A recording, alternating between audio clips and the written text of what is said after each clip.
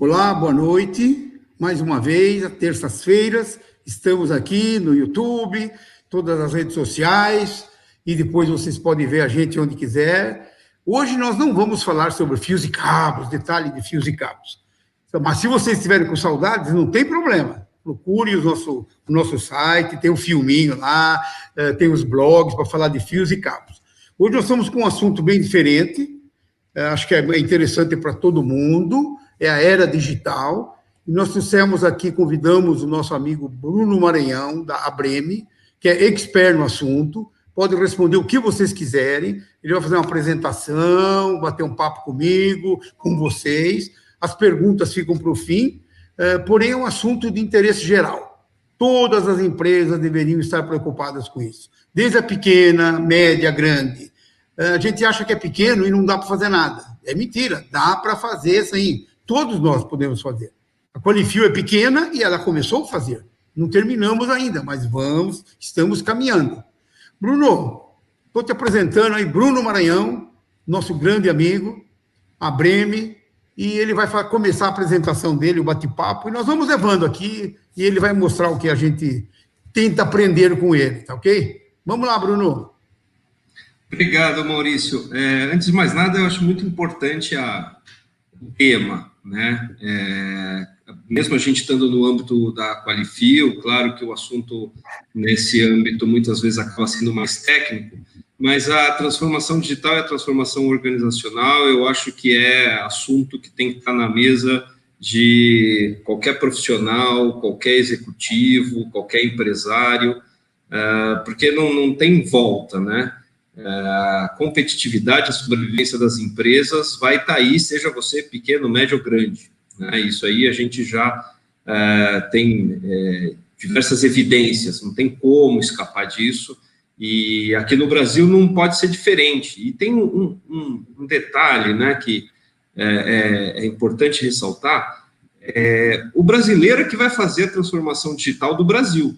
Quem fez uma frase que eu achei muito emblemática foi, essa semana, o Frederico Trajano, né, neto da Trajano do Magazine Luiza, e ele ganhou o prêmio, a Magazine Luiza ganhou o prêmio de inovação do valor econômico, e uma das frases que ele falou, que me chamou muita atenção, foi essa: quem fez a transformação digital da China foi o chinês, quem fez a transformação digital dos Estados Unidos foi o americano, da Alemanha foi o alemão, e do Brasil vai ser o brasileiro, né?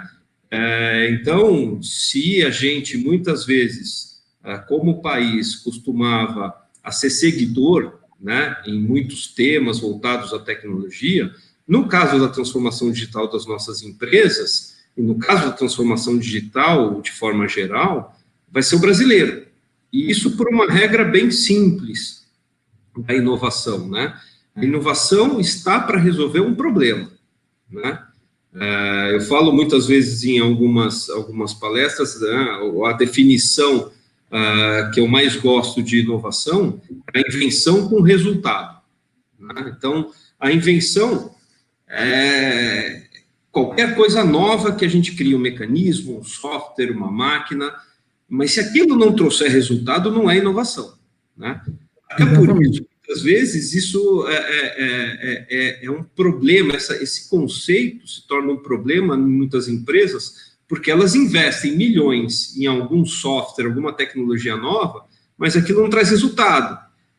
Faz isso na intenção de inovar, mas, na verdade, não deixa de ser uma invenção, porque não trouxe resultado nenhum. E como a gente tem que resolver problemas com a inovação, e resolver problemas é trazer esse resultado, quem sabe melhor dos nossos problemas somos nós, né? Por isso que o brasileiro que vai fazer a transformação digital do Brasil, o chinês fez a da China e assim por diante. Claro que algumas inovações acabam tendo proporções globais, isso sem dúvida, né? Mas para você criar uma cultura inovadora, seja num país, seja numa empresa, seja numa associação, você tem que resolver problemas locais, né? O conceito de localização, ou seja, você pensa local e, eventualmente, você expande isso para global, né? Na maioria das vezes, não é o contrário. Você tem que conhecer, tem que estar próximo, tem que saber do problema, para aí você achar uma solução, aí você cria uma inovação, e para você saber desse problema, você tem que vivenciar ele, né? O grande problema é conhecer o problema, né, Bruno? A pessoa precisa bater um papo ali fundo, conversar com mais pessoas, trazer alguém, como nós trouxemos você na Qualifil, para a gente conhecer o problema. Que nós estávamos trabalhando e não conhecíamos o problema. Aí, com a tua chegada, a gente acabou enxergando o problema e aqui a gente estava Exatamente. Acho que é isso que o pessoal precisa abrir um pouco o campo. E como você falou, acho que cada um no seu pedaço. Aqui é o Brasil. Nós temos que tentar resolver para a cultura brasileira, inclusive, né? Exatamente. Eu acho que o termo correto é esse. Vocês conhecem, vocês sempre souberam do problema, né? A minha contribuição na Qualifil foi apenas orientar para que a gente encontrasse a solução. E é isso que uma consultoria em transformação digital e transformação organizacional, no final, faz, né? Se uma consultoria já vier com a solução para você, provavelmente é uma consultoria especializada que está resolvendo um problema pontual, mas não necessariamente inovando. Está aplicando tecnologia, está implantando software, mas a inovação, se ela não resolve um problema, não é inovação, né? Então, o caminho que a gente seguiu no projeto da Qualifil digital, que fez a gente criar o selo, que, né, de certa forma, faz com que hoje a gente tenha todo esse movimento em marketing digital, fazendo as lives e as postagens com a ajuda da MAP, é isso. A gente simplesmente analisou a situação, verificou, você lembra muito bem do projeto? Olha, a gente vai muito da ponta do fabricante para o consumo. Agora a gente tem que ir do consumo para a ponta do fabricante. Vamos influenciar ao contrário, né? E o digital vai ajudar muito nisso. Completa da história. Exatamente. Isso aí, assim, vocês conhecem os problemas. A única coisa que eu ajudei ali é por meio das metodologias que a gente usa no Instituto Nikola Tesla, do Agile, do Design Sprint, do Design Thinking e assim por diante. A gente só ajudou a evidenciar esses problemas para que a gente realmente tivesse um projeto como foi o do Qualifil digital, que gerou o selo e que mantém esse movimento todo, assim como eu faço na Breme, assim como a gente faz os nossos clientes no Instituto, da mesma forma. Isso aí, o problema, quem vive ele sabe, né? O que a gente faz é orientar para que a solução realmente surja e gere inovação. E o que não pode, né, Bruno, na minha opinião, é esmorecer, porque nós conversamos, saímos do 001 lá no comecinho, mas nós temos ainda um caminho muito grande pela frente. Nós estamos engatinhando, basicamente. Melhoramos muito, os resultados foram muito bons, estamos hoje na mídia, legal, tal. Porém, nós estamos, quanto? No nível 2 lá, alguma coisinha no 3, estamos longe de chegar no 4.0 aí, né? Sim. Não, e esse ponto que você colocou é importante, Maurício, porque quando a gente fala de transformação digital, né, a gente não pode esquecer de um conceito muito mais amplo, que é a transformação organizacional, né? Se a organização não se transformar, você não consegue implantar a transformação digital, ela vira alguma coisa periférica, né? Eu vou mostrar aqui uma figura, né, que ajuda a gente a entender isso. Eu estou no site Transformação Digital, é uma organização, e eu gosto de mostrar esse quadro aqui. Você está vendo aí, não? Eu estou vendo, está um pouquinho pequeno, mas eu estou vendo pequeno, mas o pessoal vê maiorzinho. Mas dá uma em processo de transformação digital, vai.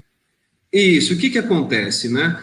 A empresa, se ela só coloca a transformação digital na sua periferia, como é o caso aqui, né? Que muitas vezes é o que acontece com muitas empresas, ela faz ali um marketing digital, ou ela pensa que colocando um software ela está transformando digitalmente a empresa, quando na verdade não. Na verdade, o conceito correto é como é o das startups, né? E por isso que elas são tão ágeis no digital, né? Por quê? O conceito digital parte do centro para a periferia, ou seja, é do núcleo duro da empresa, da estratégia da empresa, do modelo de negócio, que parte todas as soluções digitais.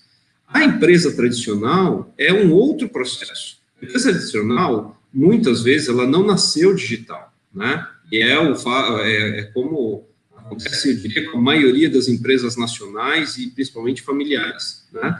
E como que acontece, então, um processo de transformação digital numa empresa dessa, ou na Qualifio, ou na Breme, ou qualquer organização? Ela começa na periferia. E justamente porque ela começa na periferia é que a gente tem que, aos poucos, ir fazendo uma transformação digital para que ela chegue realmente à cultura, ao núcleo duro da empresa, que aí você pode dizer que ela realmente se transformou. Então, a transformação digital é uma parte da transformação organizacional. E como você colocou que não pode deixar esmorecer, não pode deixar a peteca cair, eu apresento uma outra figura aqui, que eu usei isso num dos artigos que eu escrevi para a Potência, se eu não me engano, há uns 2 meses atrás, né? Você sabe que eu tenho lá a coluna Inovação na Prática, na revista Potência, e essa figura eu montei justamente para escrever o artigo, está lá no artigo também, eu tenho aqui, né? Os vetores da mudança organizacional, né? O que acontece? Você tem de um lado a complacência e do outro lado o sentido de urgência. A complacência é aquilo que faz a gente ficar do jeito que está, é o status quo, né? Que não necessariamente ruim, aquela frase, né? Time que está ganhando não se mexe, mas chega um momento que o ambiente muda, seja interno ou externo, as coisas mudam. Sempre foi assim. Você precisa se antecipar. Como? Sempre foi assim, né? E vai ficando. Exato, sempre foi assim. Mas por que você faz isso? Sempre foi assim, né? Desde quando eu cheguei aqui já é desse jeito. Só que aí você começa a ter algumas mudanças, seja no cenário interno ou externo, que começam a gerar alguns sentidos de urgência, né? E é isso que o Kotter chama de sentido de urgência. Então, essas duas forças é que ficam se regulando, né? Para ver se a empresa vai continuar do jeito que está ou se ela vai promover alguma mudança. Quando é que a transformação acontece, né? Quando é que a transformação não acontece? Quando esse vetor da complacência, ele é maior do que o vetor da urgência. Ou seja, quando o diretor, o executivo, o empresário ou até o colaborador no seu departamento não consegue mostrar que existe um motivo urgente e autêntico para você mudar. Isso é humano, é natural, né? Como você sabe, as pessoas tendem a buscar a sua zona de conforto. Então, a complacência não é algo vil, é simplesmente natural, né? A mudança é que é algo extraordinário. Por isso que ela precisa de uma energia maior, como se fosse uma reação química que precisa de uma energia de ativação para que a reação aconteça. A transformação é a mesma coisa, né? E quando é que a transformação acontece? Quando o contrário. Quando você cria um sentido de urgência tão autêntico, tão real e tão forte e evidente que supera a complacência. E aí a transformação acontece, né? Quando você faz, aí eu vou voltar aqui para a internet, quando você faz uma mudança apenas numa área, né? Aqui, como acontece, né? Essa mudança só na periferia da empresa, só numa parte, não chega no núcleo, não chega na estratégia da empresa. Muitas vezes é marketing, tecnologia, né? Aquela empresa que vai ou fazer um programa de marketing digital, criar mídias sociais, reformular o site, ou ela vai implantar um software novo, algumas vezes um RP. Quando acontece isso, você realmente não está fazendo nenhuma transformação. Quando é que você faz uma transformação? Quando realmente você envolve todas as áreas nessa mudança. Quando realmente você está com todas as áreas imbuídas desse sentido de urgência que leva à transformação, aí sim você está no caminho da transformação organizacional e do caminho da transformação digital, né? Isso aí já é algo bastante estudado, mas é um conceito que ainda está em desenvolvimento, né?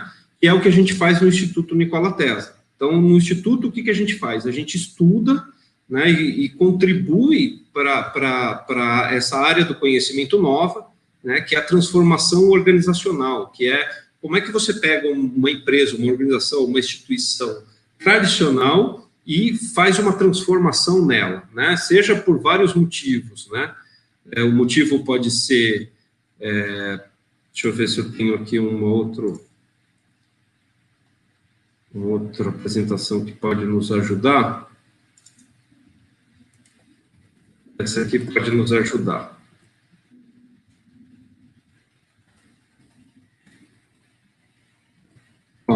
Transformação organizacional não significa implantar um software, utilizar uma nova tecnologia, investir em equipamentos mais modernos, desenvolver um site novo, estar nas mídias sociais, ministrar um curso em company, contratar um novo executivo. É uma mudança na maneira de pensar e agir de todo mundo, né? Agora, para que ela serve, né?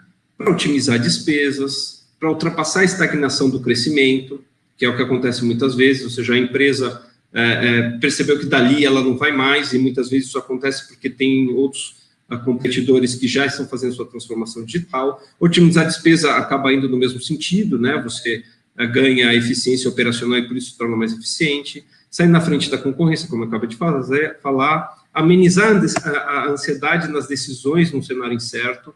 O que acontece hoje, Maurício, é que tem muita empresa que o dono, o empresário, ele está vendo um monte de coisa, ele lê um monte de coisa e fala, mas como é que eu saio disso, né? Antes, mudanças aconteciam ao largo de 20 anos, hoje em 2 anos você não sabe o que vai ser o seu mercado.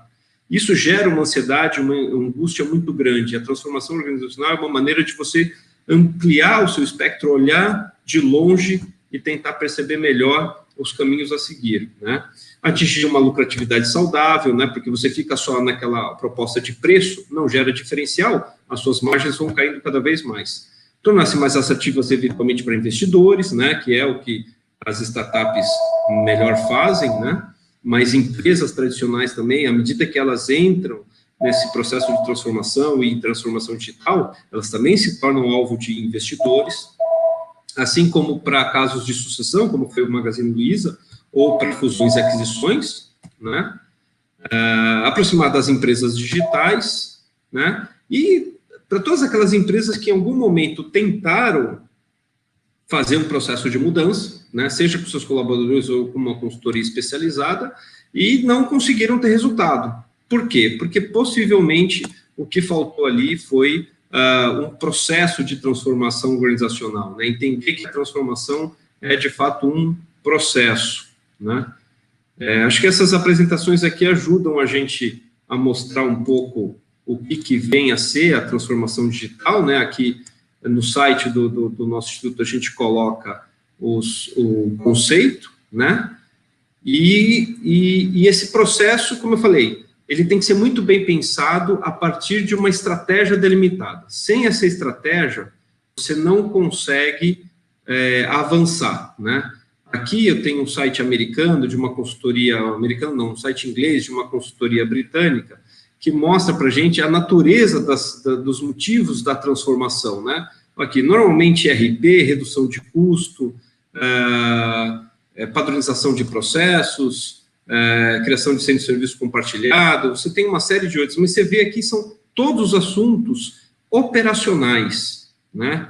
E aí não é à toa que a gente tem uma outra estatística de que 70% das empresas falham nos seus processos de transformação, falham diretamente nos projetos, né? Esse é um dado de estatísticas de gerenciamento de projetos. 70% dos projetos falham, não é diferente com projetos de transformação digital e transformação organizacional. 70% falham. E um dos motivos deles falharem, no caso da transformação organizacional, é porque não é uma iniciativa estratégica. Se não for uma estratégia da empresa, e se não for pensado desta forma, a transformação, a chance de dar errado é muito grande. E aí você tem um outro efeito disso, que é prejudicar o negócio, Maurício. Porque o que acontece? Aqui eu usei isso no último artigo, aqui é o conceito do Dual Transformation, né? Dual Transformation é aplicado exclusivamente à transformação organizacional, porque é um conceito que justamente mostra os problemas de uma empresa tradicional conseguir fazer a sua transformação e se digitalizar, né? Um caso emblemático é o Netflix. Mas no artigo, o que eu comentei? Que é exatamente a situação lembra aquela história consertar a turbina com o avião voando? Sim, é verdade.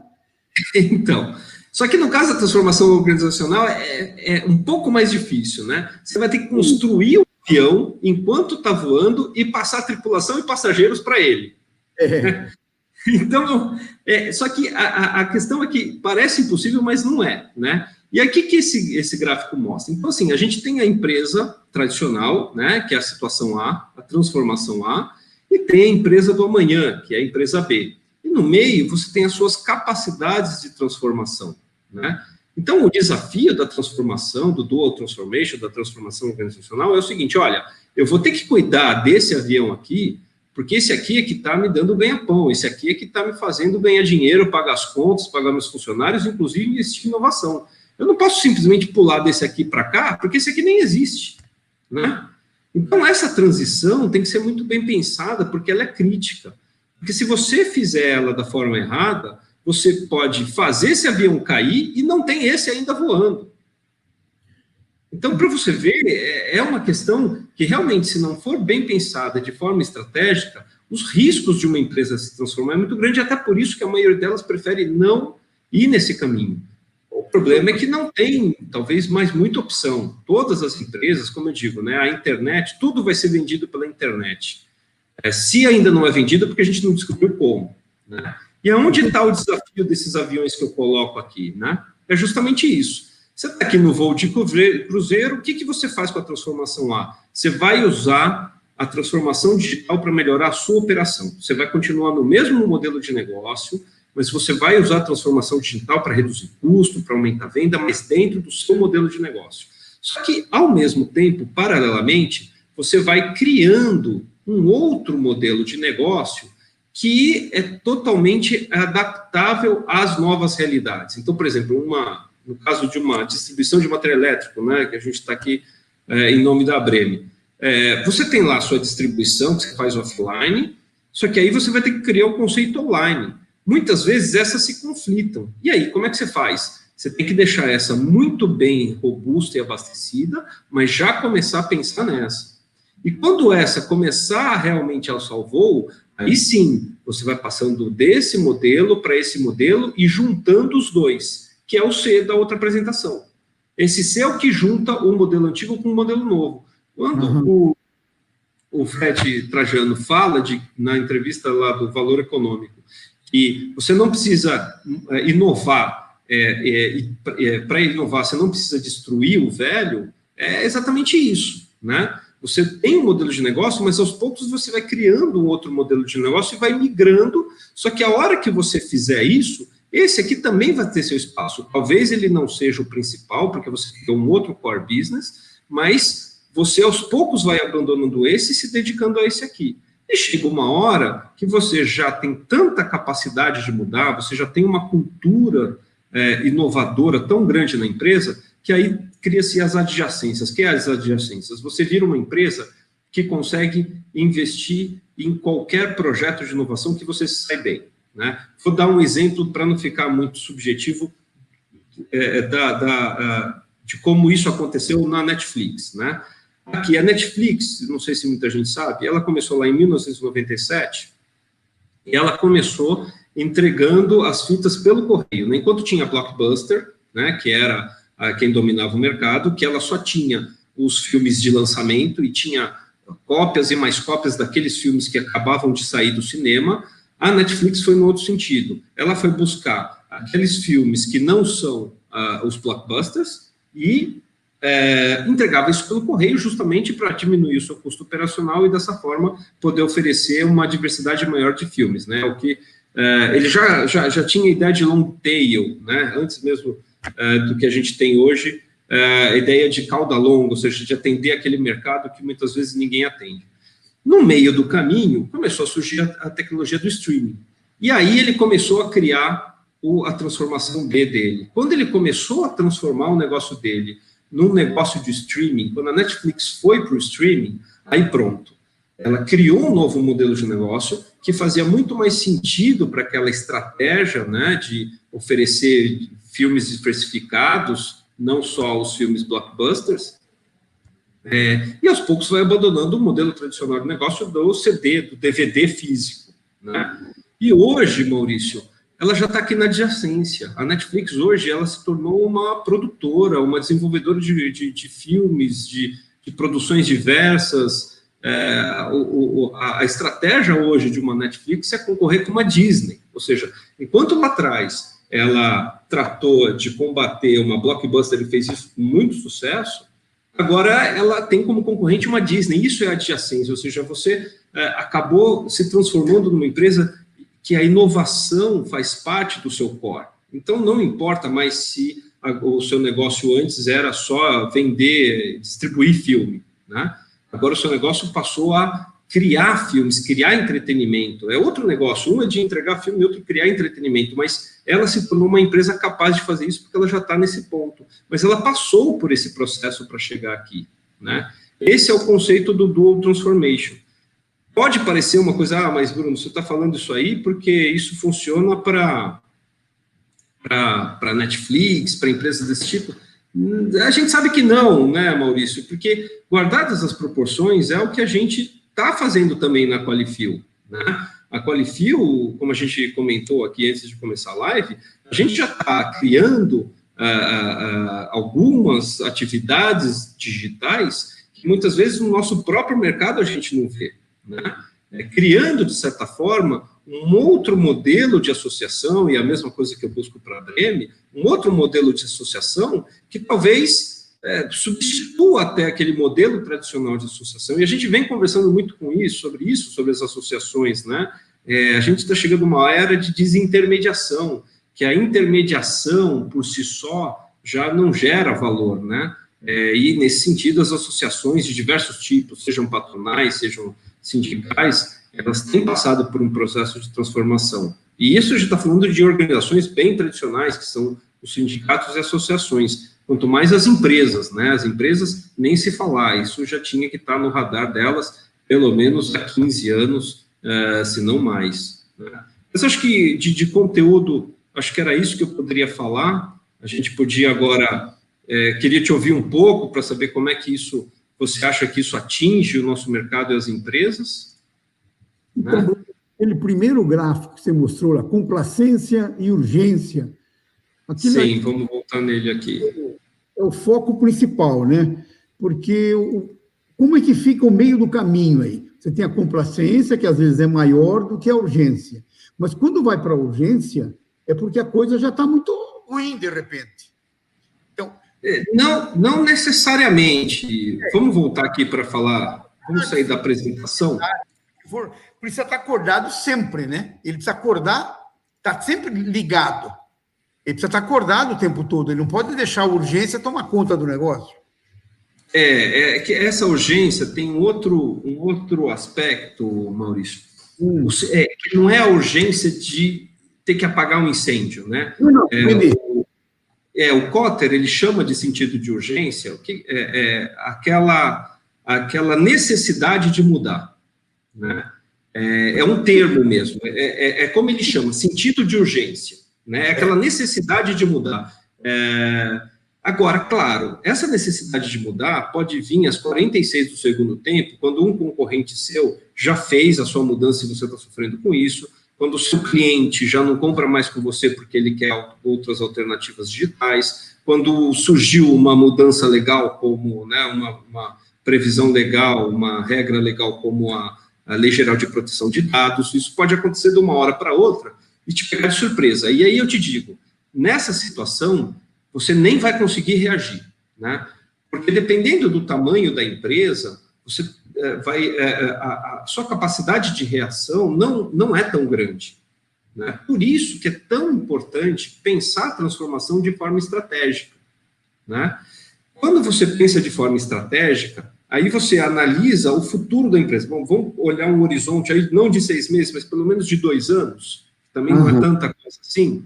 Bom, em 2 anos, vamos planejar a empresa pelo menos para 2 anos. Quando você começa a observar essas coisas, com uma análise do que acontece com a tecnologia, com a sociedade, com as economias, assim por diante, você começa a perceber já que tem que fazer alguns movimentos.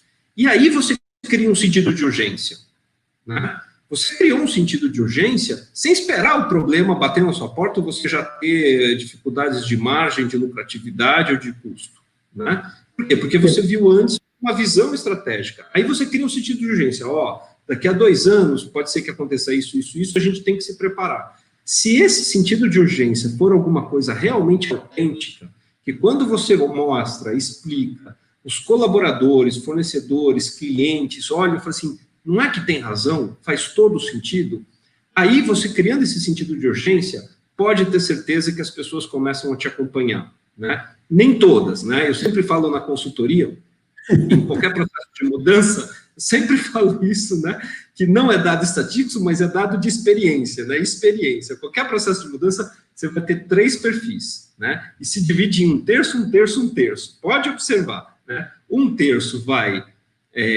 só precisa ser convidado, você fala, olha, esse aqui é o rumo da empresa, essa aqui é a estratégia, vamos mudar. Tem 1/3 dos colaboradores, 1/3 dos clientes, dos fornecedores, que vão falar, olha, faltava alguém falar mesmo que precisava mudar, estou dentro, vamos junto.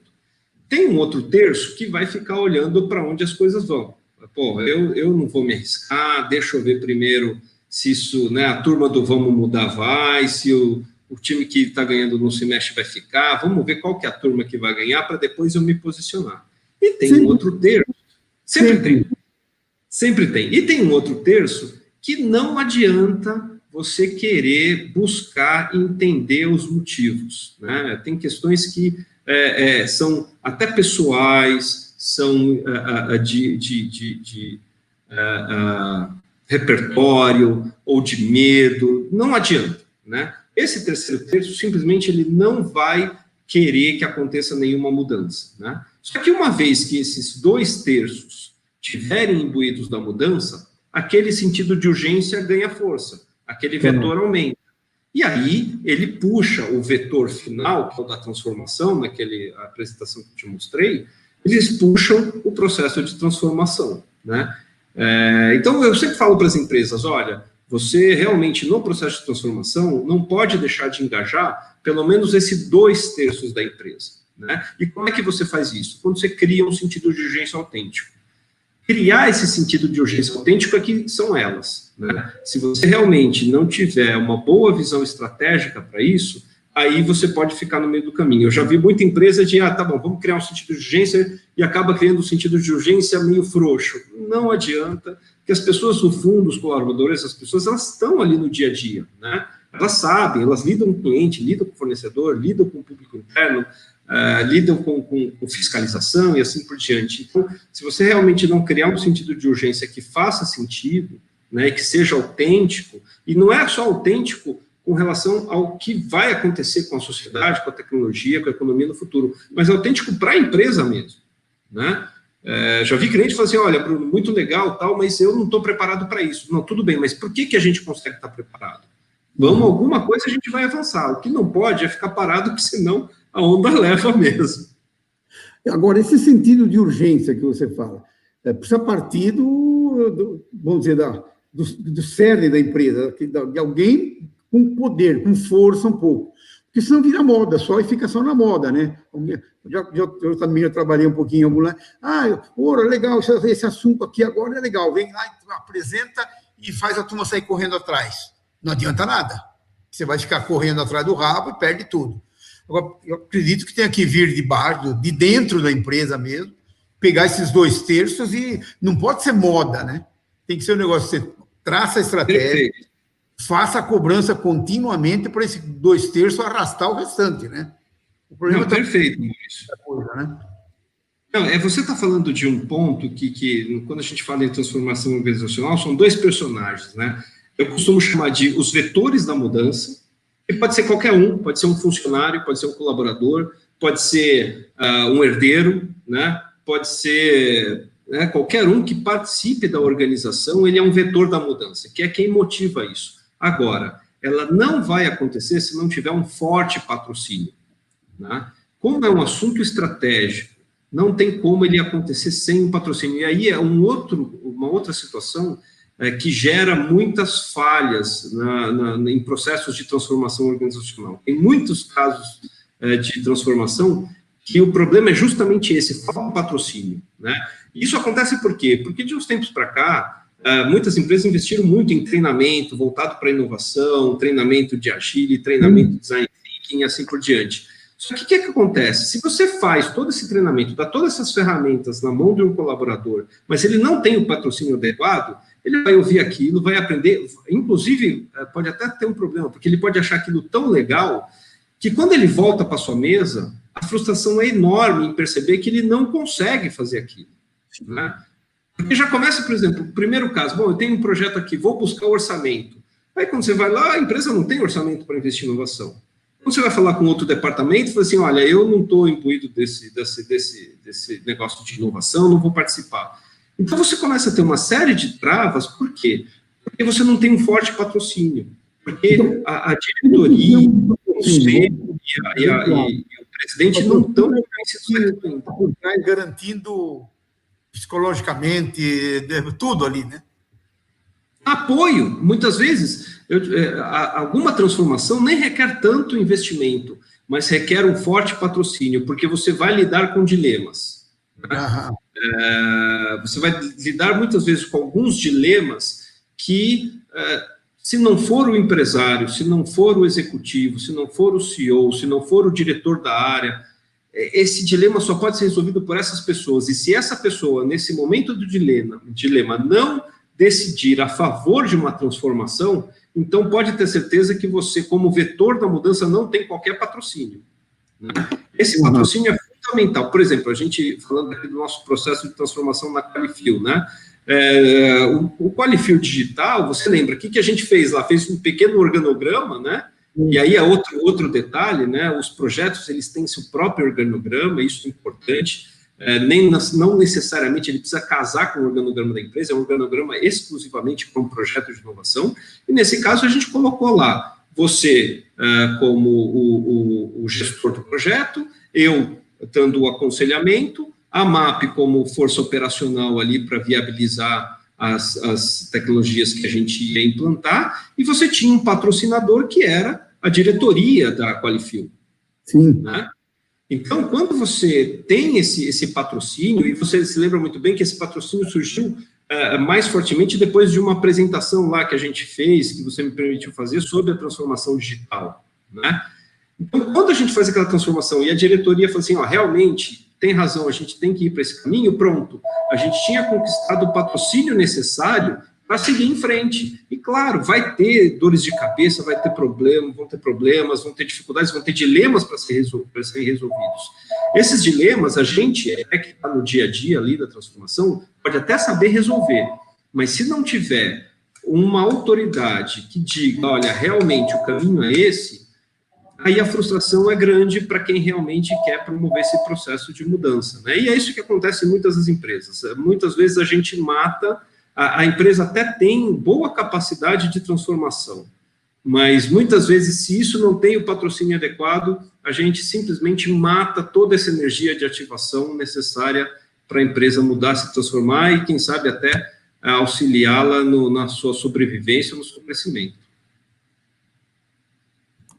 E esse apoio, esse patrocínio, acho que é primordial, né? Se não tiver isso, realmente, não adianta que você não consegue sozinho, aquilo que você falou, você vai para a tua mesa, senta lá e fica masturbando, e pensa, e fazer o que? O coitado não tem o que fazer, não tem problema. A inovação é complicada, né? A inovação realmente precisa desse apoio, porque ela não vai acontecer sozinha. E a gente também, às vezes, quando faz essa estratégia, precisa ter um planejamento, não para um mês, 2, 3, precisa ter um planejamento de médio e longo prazo. Eu acho que esse é um grande problema. Os empresários, em geral, não, como é que está? Depois de 4 meses não deu resultado, ou ainda não deu resultado, fecha o programa. Vamos para outra, vamos mudar essa inovação. E você sente isso também no mercado, não? Que acontece sim, muito? Sim. Tem 2 pontos que dificultam muito isso, né, Maurício? Um é a nossa cultura, né? A gente aqui no Brasil, a gente por tantas crises, tantas dificuldades, a vida de empresário aqui no Brasil, a gente sabe que não é fácil, né?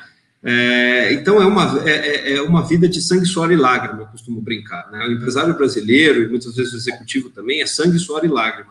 Então, aqueles empresários de sucesso, eles se saíram bem nas suas carreiras, até porque sabem fazer isso muito bem, né? Sabem tocar o dia a dia como ninguém, e assim a gente tem exemplos de empresários aqui no Brasil, realmente, que fazem isso de forma melhor do que qualquer outro executivo ou empresário de muitos outros países que têm uma vida mais estável, uma economia que cresce, né? Uma situação legal que é mais, né, jurídica, que é mais tranquila, fiscal, que é mais fácil de entender, não é a nossa realidade, né? Então, o primeiro ponto é cultural, né? A gente valoriza muito o operacional.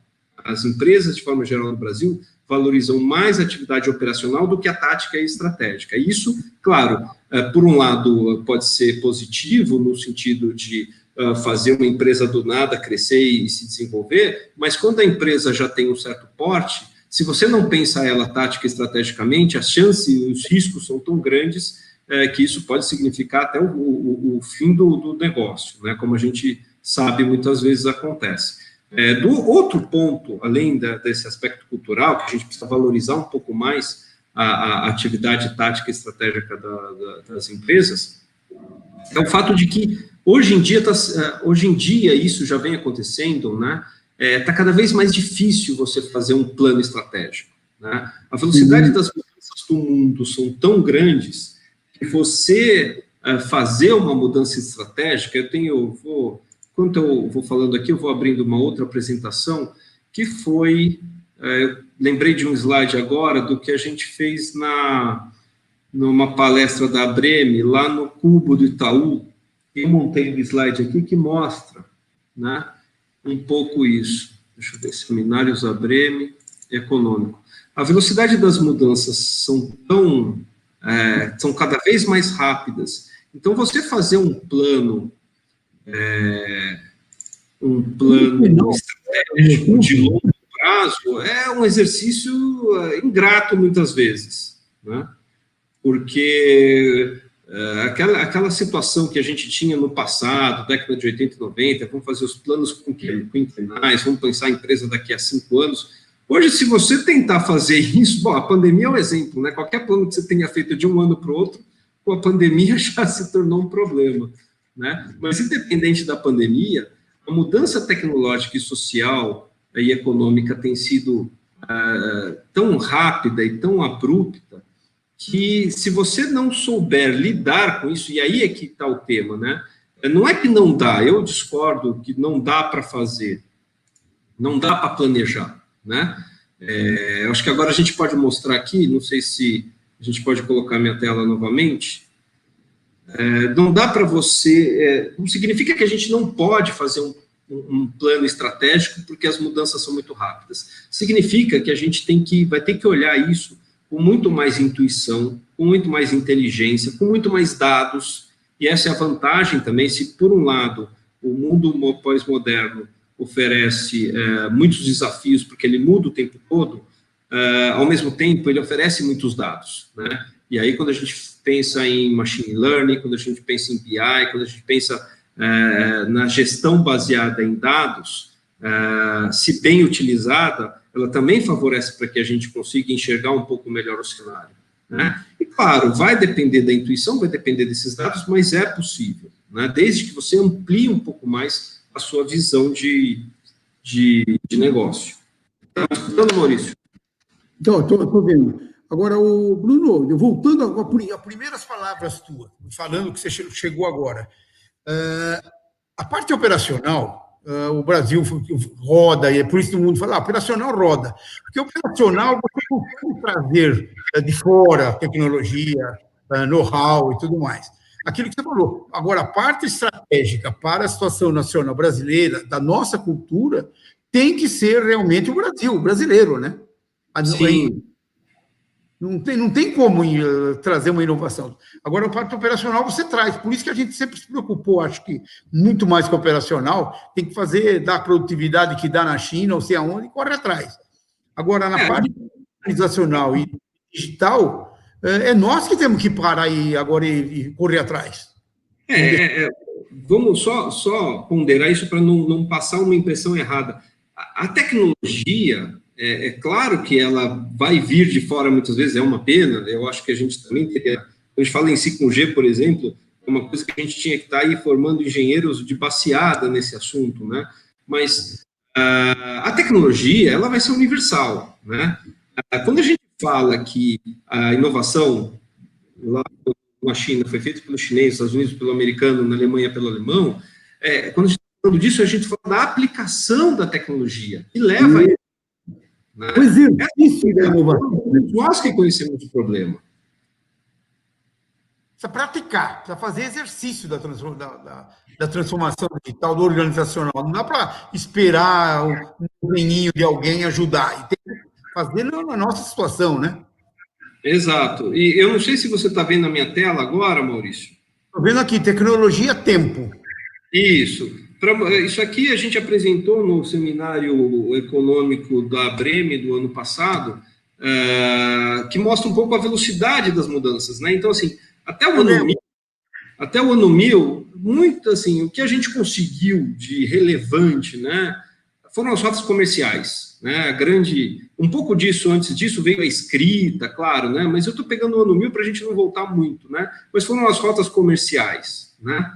Depois a gente teve as grandes navegações, que foi outro salto tecnológico, mas daí a gente já está falando aí de um pouco mais de 500 anos.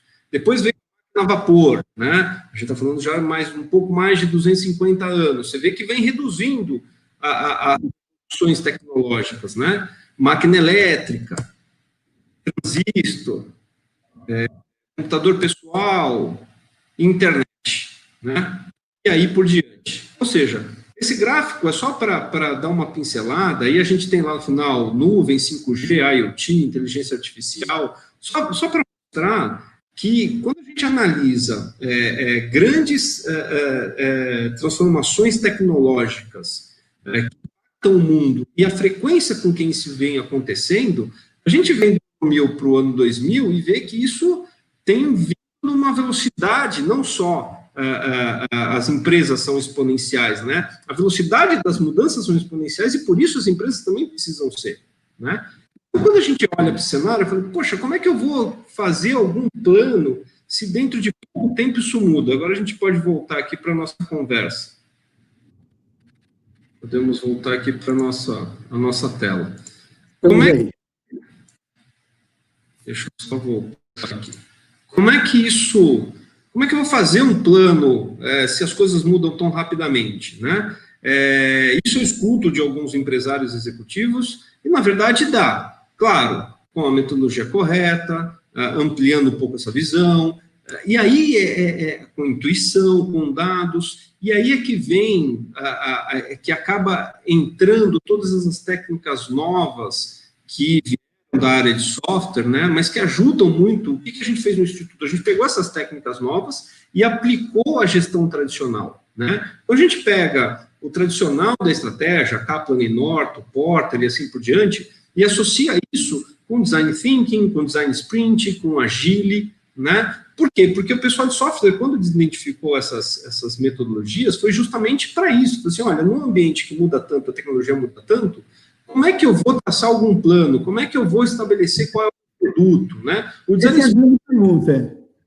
Então, é por isso que a gente, no Instituto, misturou as duas coisas, porque uma é adaptada à empresa tradicional, mas a gente não pode deixar de lado essas técnicas utilizadas pelas startups, porque elas realmente ajudam a você transitar nesse mundo de tantas mudanças, né? O Design Sprint, por exemplo, ele foi criado no Google, na Google, né? A Google tinha a Google Venture, tem a Google Venture, que é o de investimento da Google, que investe em startups, e ela começou a investir um monte de startups e falou assim, poxa, mas como é que eu não consigo fazer isso dar resultado, isso só a Google, né? Comprava e o negócio começava a fazer água, não dava resultado, e aí ela criou o Design Sprint, justamente, o Jake Knapp, que na época era da Google, criou o Design Sprint para você conseguir chegar no produto que aquela startup realmente devia desenvolver, para que ela ajudasse a se transformar, né, e no caso de uma startup isso é muito mais fácil, muito mais rápido, a ponto de realmente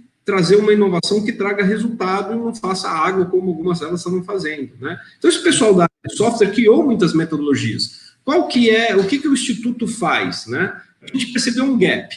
Tem, de um lado, as empresas tradicionais, que é quem poderiam investir em inovação e tecnologia, e, do outro lado, as empresas de software, né? A gente está ajudando um falar o repertório do outro, né? Uma vez eu estava num evento da Getúlio Vargas, que reuniu ali vários executivos das principais empresas de tecnologias, e na plateia, executivos de várias empresas, né? CEOs de várias empresas. E foi curioso, eu sempre conto essa história, que um executivo perguntou, tá bom, vocês apresentaram todas essas tecnologias novas, tal, como é que eu convenço o meu board de investir nisso tudo, né? E aí o executivo da área de tecnologia falava assim, olha, você conhece o seu negócio, eu queria saber como é que você vai usar a minha tecnologia para fazer o seu negócio, né, melhor. Então, você tem esse gap, e esse gap, para a gente do Instituto, é resolvido pela transformação organizacional, porque não adianta você ter tecnologia se você não sabe como aplicar e como tirar o resultado dela. E você só consegue fazer isso com a transformação organizacional, com as técnicas que a gente usa, com o que a gente fez no Qualifio Digital, com o que eu procuro fazer na BEM, nos clientes e assim por diante. Por isso que é uma área nova, né? Mas eu não vejo alternativas de realmente fazer uma transformação digital autêntica se não ampliar esse conceito e pensar em transformação organizacional, Maurício.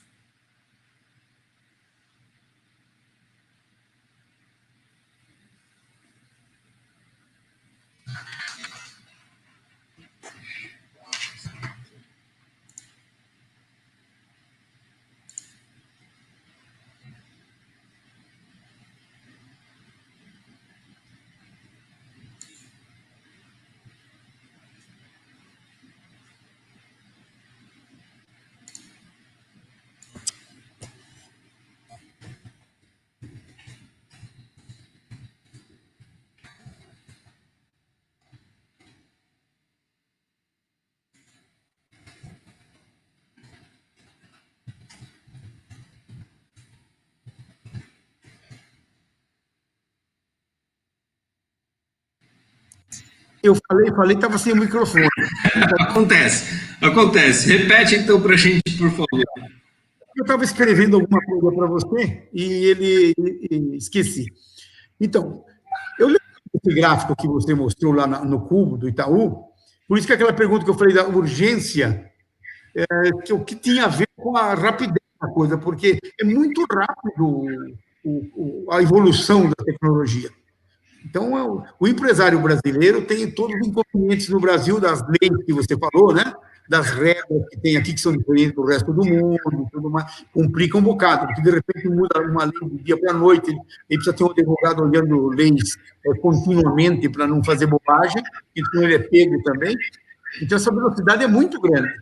Então, aí que eu acho que tem que entrar entre a complacência e a urgência mesmo, que é a rapidez, nesse meio tem que ter alguém da empresa e alguém também ajudando para a coisa rodar, senão não consegue fazer a coisa, acompanhar a evolução do negócio.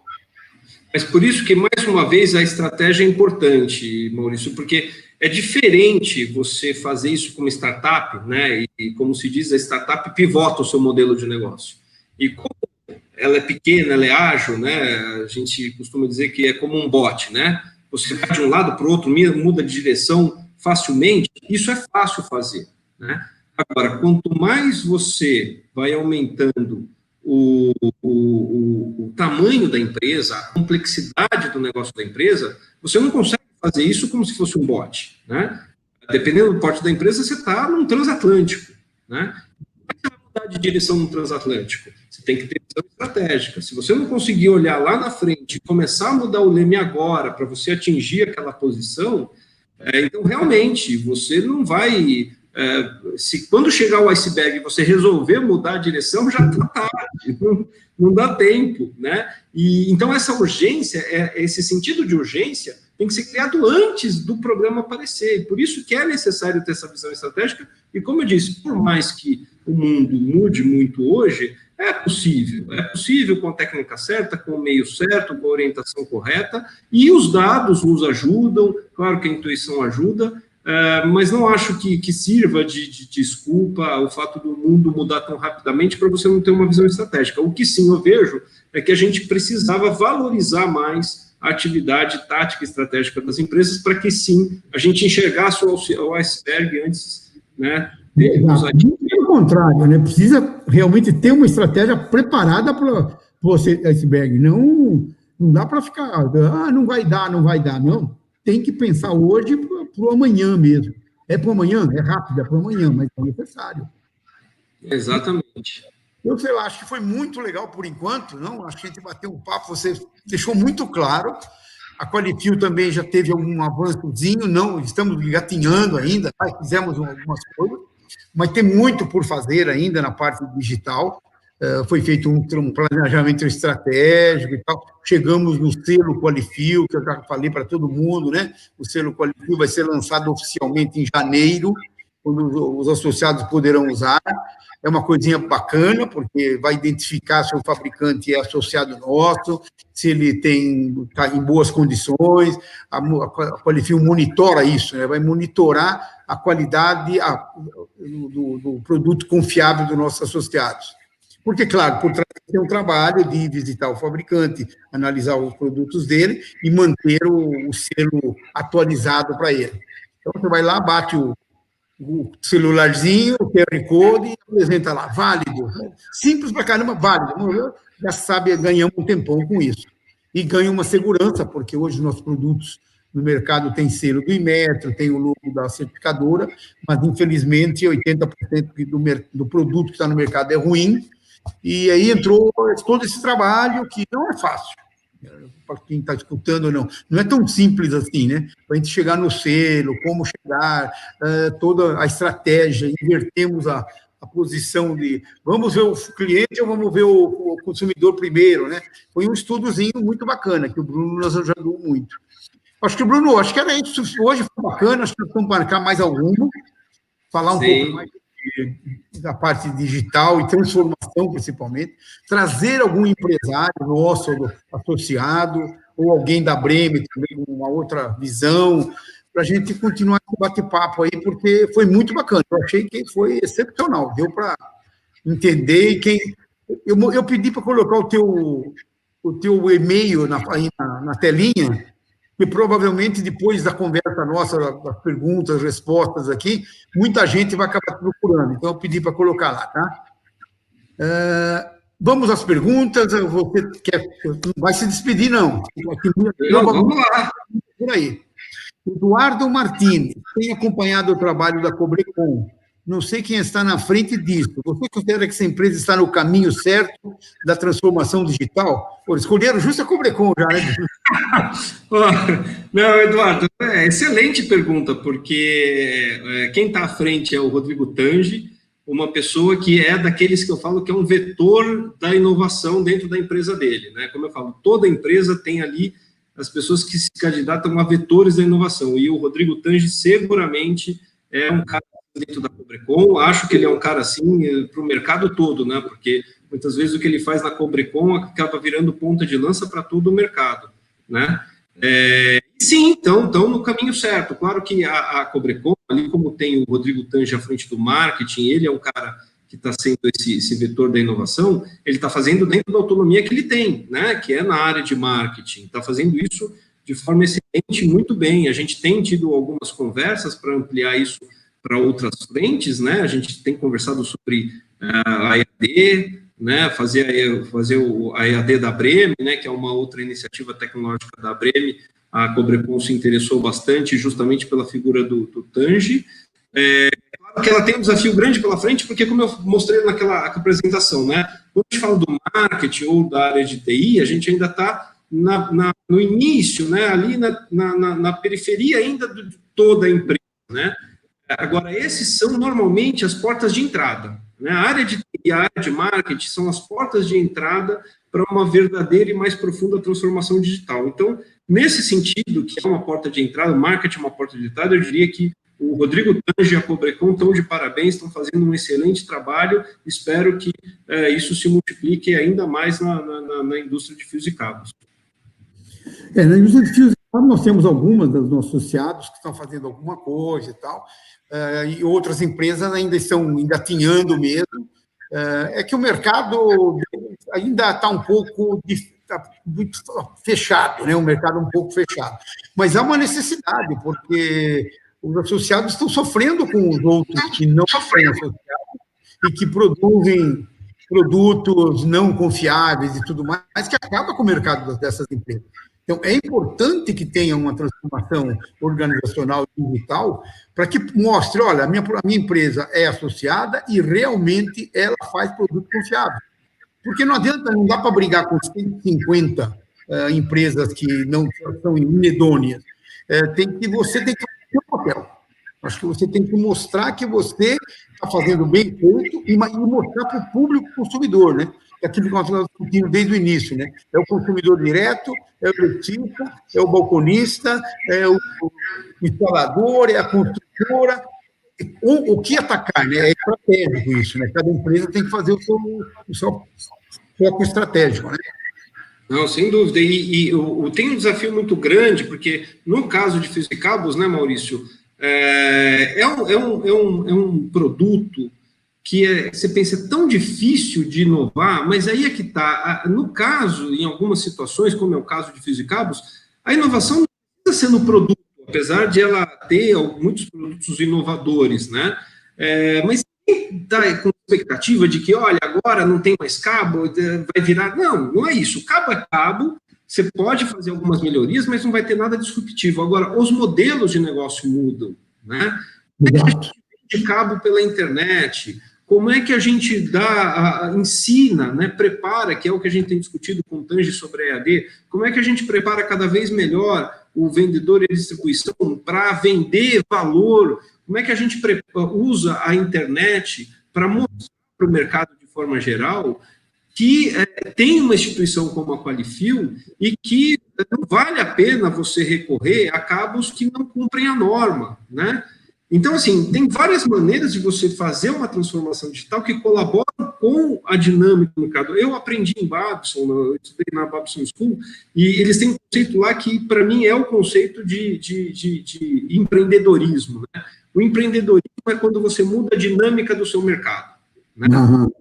Então, eu acho que no caso de fios e cabos, quando você tem uma ação como a da Cobrecon, como do Tange, quando você tem o setor digital, no final a gente está mudando a dinâmica do mercado, né? Isso é o mais importante. É isso que realmente vai levar a uma transformação digital e organizacional da empresa, depois do mercado, depois do cliente e assim por diante. Legal. Bruno, tenho certeza que você está à disposição. O teu e-mail está aí, o pessoal vai te procurar. Se não, procurem a Qualifil, que a gente repassa para o Bruno. Perguntas vocês podem fazer depois, não tem problema nenhum. Normalmente, Bruno, a gente, no dia da palestra, do bate-papo aqui, a coisa próxima fica... Depois, amanhã ou depois, aparecem bastante perguntas, o pessoal revê o horário, nem se todo mundo está em casa nesse horário e tudo mais, né? Mas amanhã ou depois é que a coisa cresce um pouco mais e acaba aparecendo muita coisa pela frente. Eu queria agradecer a você, Bruno, por ter aceito esse convite da Qualifil. Foi muito bacana, eu acho que foi muito esclarecedor. E espero que você volte mais algumas vezes para bater um papo com a gente, com mais algumas pessoas e tudo mais. E isso aí não podemos desistir, não parar com isso. É inovação, é a transformação organizacional. E a digital é uma coisa bem junto, né? Bem junto. Exatamente. Eu conversando, pessoal, aquilo que você falou desde o início. É uma live, é um site. Isso aí não é o suficiente. Não, nós estamos longe, muito longe de chegar onde precisamos. E todos nós, todas as empresas, todo mundo está precisando disso. E nós, como associação, estamos a fim de realmente fazer a coisa andar. E contamos com a sua ajuda aí nesse aspecto. E vamos em frente. O tempo aí para você fazer a vida, te agradeço a tua presença aqui com a gente. Maurício, mais uma vez, muito obrigado pelo convite. Como você falou, eu estou à disposição, né? O meu interesse é divulgar cada vez mais o conceito da transformação organizacional, até porque eu acredito que esse é o caminho para uma sociedade, empresas e um país melhor, né? A gente precisa se transformar e tem uma janela aberta de oportunidade. Eu digo que a gente vive no início desse século, um momento parecido com o início do século passado, que foi o que determinar hoje quem são as grandes potências. Existe uma outra janela de oportunidade, eu acho que a gente, como brasileiro, deveria agarrá-la, como latino-americano também, né? Existe um estoque de tecnologia, quem souber utilizá-lo, com certeza vai tornar a sua vida e a vida da sociedade melhor. É nisso que eu acredito, por isso que eu promovo tanto a transformação organizacional. Como você falou, estou à disposição. É um orgulho para mim contribuir com a Qualifil, né? É um grupo que realmente está ali para trazer moralidade, para trazer seriedade e ética para o mercado. Para todo mundo que eu tenho contato nesse mercado de distribuição de material elétrico, eu falo para a Qualifil, inclusive, para alguns isso serve de norte, né, para saber quem é quem no mercado desse. Então, mais uma vez, parabéns pelo trabalho, que a Qualifil continue fazendo a sua transformação digital, sendo um dos vetores de transformação desse mercado. Temos aí agora a iniciativa da Casa Segura, né, que vamos também transformar isso num ativo importante digital do mercado, se tudo correr bem, com o patrocínio correto, tudo que a gente falou aqui. Então, só desejo que a Qualifil realmente continue no seu processo e me sinto orgulhoso e grato de participar dessa história que a Qualifil está construindo nesses últimos anos. Legal, Bruno, muito obrigado. Pessoal, muito obrigado por estar com a gente todo esse tempo aqui. Acho que foi muito válido o bate-papo. E lembramos que toda terça-feira a gente vai ter alguma coisa, ou uma empresa falando um pouco sobre cabos e fios. Essa vez vocês ficaram com saudades, mas não esqueçam, nós temos o nosso blog, nós temos o nosso site, tem os filminhos lá, os vídeos. Estamos aí em toda a mídia, Qualifil BR. Se colocar Qualifil BR em todo lugar, vocês vão encontrar muitas informações. O blog está repleto de informações bacanas, tem todas as lives anteriores. Essa aqui também vai subir hoje ou amanhã, no máximo, já estará lá. Então, aproveitem. E agradeço a vocês estarem aqui com a gente mais uma vez. Muito obrigado, boa noite a todos. Boa noite, Bruno. Obrigado.